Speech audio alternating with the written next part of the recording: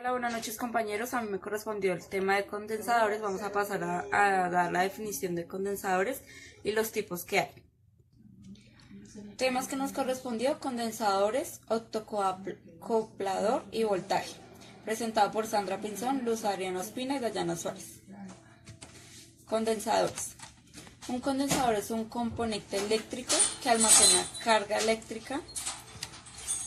Tipos de capacitores o condensadores. Se clasifican según su dieléctrico que se utiliza. Los electrónicos son de condensadores que tienen polaridad, es decir, que tienen positivo y negativo.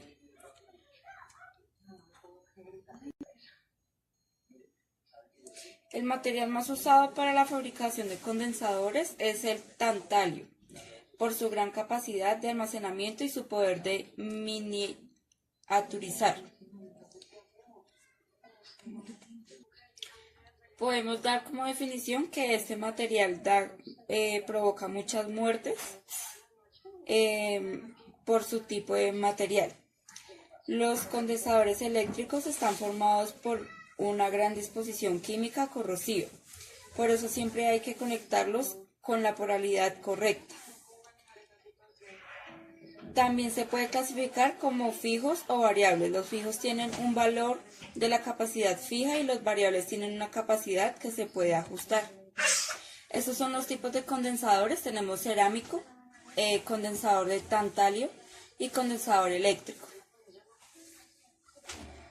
Todos clasificados por SMD.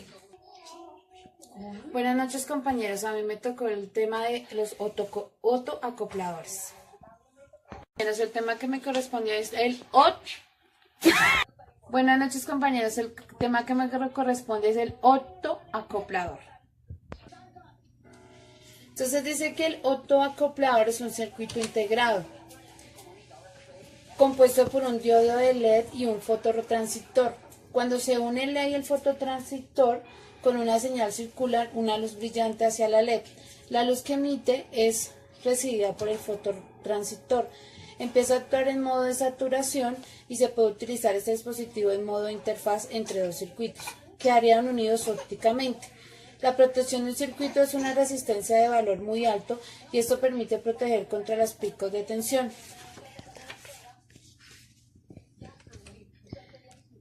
¿Qué utilidades tiene el autoacoplador? Interfaces de circuito lógico, interfaces entre señales de corriente alterna y circuitos lógicos, en sistemas de recepción como la telefonía, control de potencia y a modo de relé. ¿Cómo podemos utilizar el autoacoplador? Su función principal es aislar, sobre todo en proyectores de D y Y, como estos que vemos en la imagen. Vamos a ver las características del autoacoplador en un 4N35, en entrada de LED y salida de fototransistor. En la entrada de LED, la caída de voltaje es de 1.5 voltios para una corriente de 10.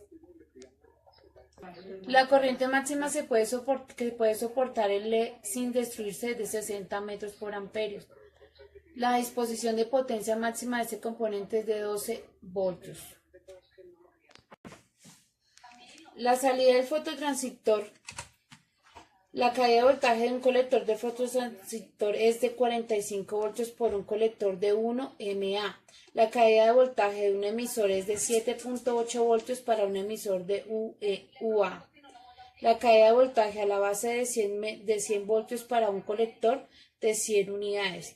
La ganancia de corriente para un colector es de 2 mA y una caída de voltaje del emisor de 5 voltios de 400. Esta es la imagen de un